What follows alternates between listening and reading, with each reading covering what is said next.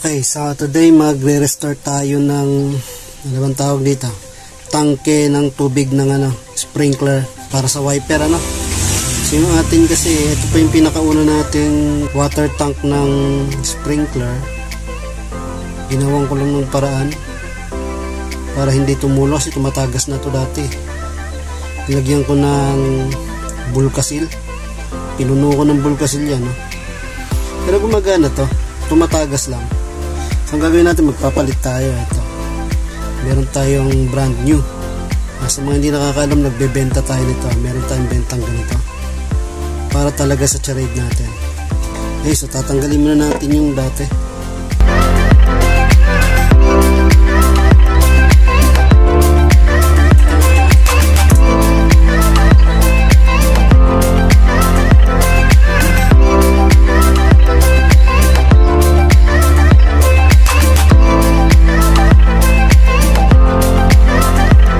Ito yung dati natin para lang di tumagas.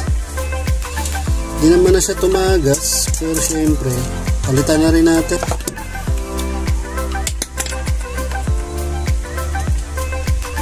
Same na same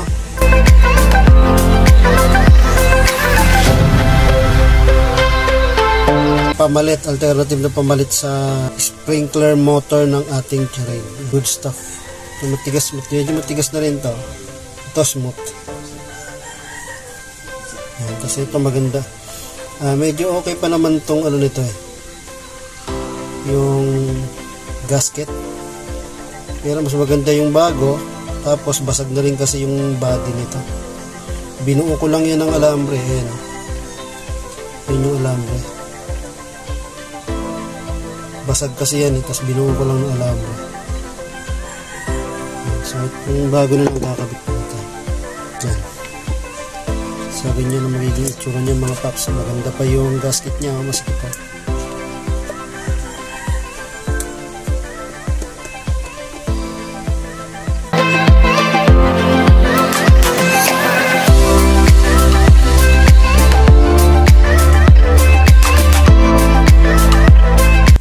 Yung. Parang original din yung tornilyo sakto-sakto. Tapos yung gap niya, ganda ng gap.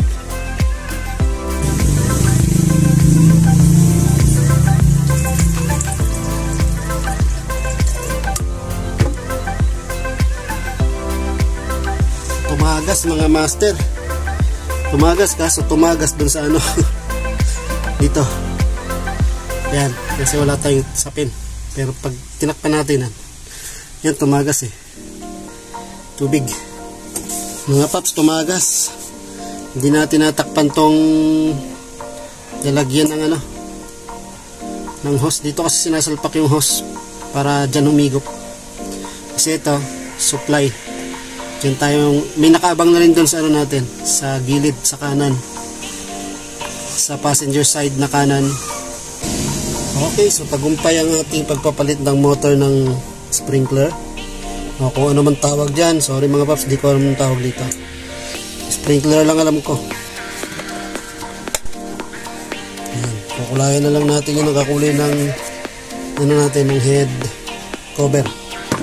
Okay, so abangan natin ang testing nito, part 2. Okay, so bubuksan muna natin ang hood. Diyan, ayan na isa sa mga babaguhin natin dyan. Ito. Magkakasya naman yun pag in-adjust natin.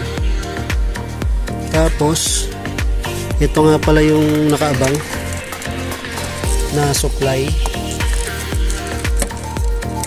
Ito siya, hirap ng kuno.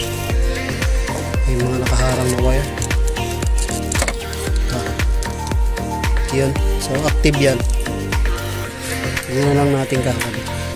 Okay, tapos tatanggalin din natin tong ating DIY din na hood stay na tawag dyan. Ako lang din ang gumawa nyan. So ang mangyayari, magiging isa na lang yung hood stay natin kasi pag bumaba yan, tatamaan to. Tatamaan tong ating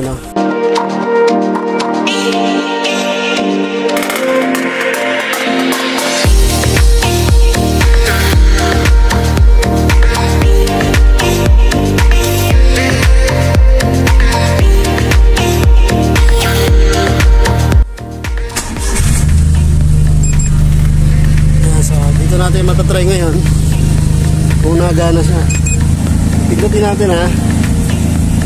Tingnan natin kung saan aabot. Lakas! Layo!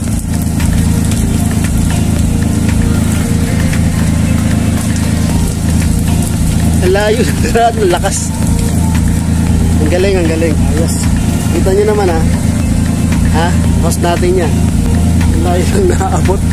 Ang lakas, sobra. Ayan, o. Ang galing. So, ayan. Wala na yata laman. Tingnan natin kung may laman pang tubig. Wala na. Wala na laman. Okay, so lagay muna natin dyan. Tanggalin natin yung supply.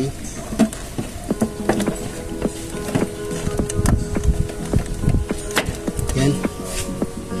Tingnan natin kung may laman pang tubig. Wala na laman. Wala na laman. Ang lakas humigop. So, dahil malakas siyang humigop dahil kita nyo naman buo pa at ang laki ng butas, ano? Ngayon, pag nilagay natin sa sprinkler yan, meron ako sprinkler.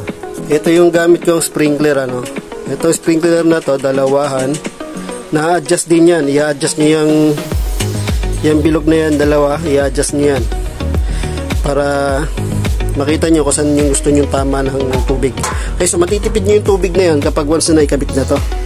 Dahil maliliit ang butas nito. So, mas malakas din yung buga niya dahil nga mas maliit na ipit na yung tubig.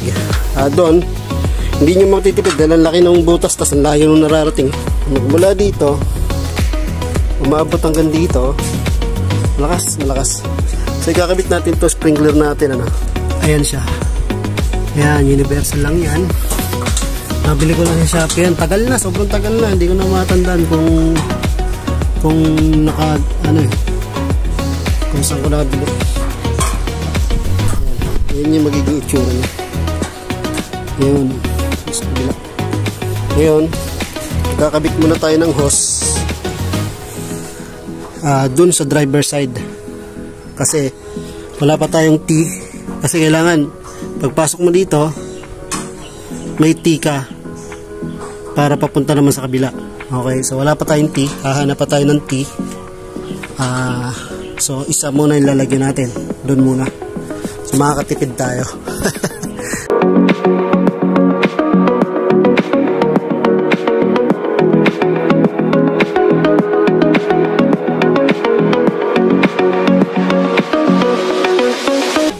Salamat sa WD-40, di kasi yung hose.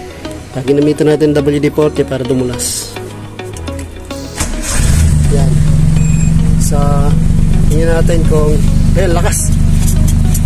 Yan, lakas, oh. Ay, ito nyo. Lakas. Okay, so sasara natin yung hood. Tingnan natin kung saan tatama.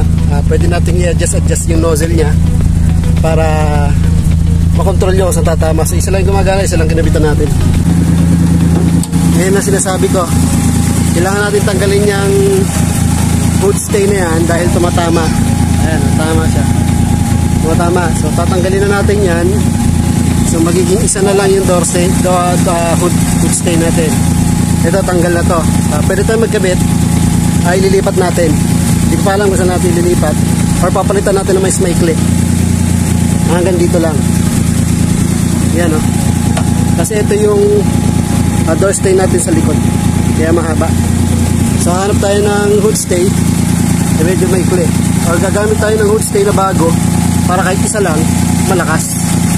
Yan, ito kasi mga door stay na to na ginamit ko dito sa hood stay na to, gamit na to kahit kumbaga ito lang yung pinagpalitan natin galing sa stock natin na charing na door stay. So ayan, nakita nyo tumatama dito. So hindi natin may sasara ng maayos yan. Hanggang dyan lang siya. Dahil nga kasi tumatama. Okay. So balik tayo dun sa ating panibagong DIY. Tingnan natin kung saan tatama. Ayan. So ang tama niya dyan lang sa may baba. Pwede natin i-adjust yan. I-adjust natin, i-angat natin. So hanap tayo ng karayom pang-adjust. Ayan, nakikita nyo gumagalaw. Ayan. Kasi ito pwedeng iangat. Yan, so tingnan natin. Yun oh. Tama na to, Brad. Okay na oh. Tapos lilinisan ng wiper. Ayun, ang ganda na. Ayan, so ano lang yan, pang emergency natin. Hindi mo namang palaging gagamitin yan. Ayan, pang linis lang talaga ng wiper natin. So pag malinis na, okay na. Huwag nyo na gamitin ulit. Okay na siya. Okay, so thank you. Ayan, magandang resulta ng ating DIY na naman.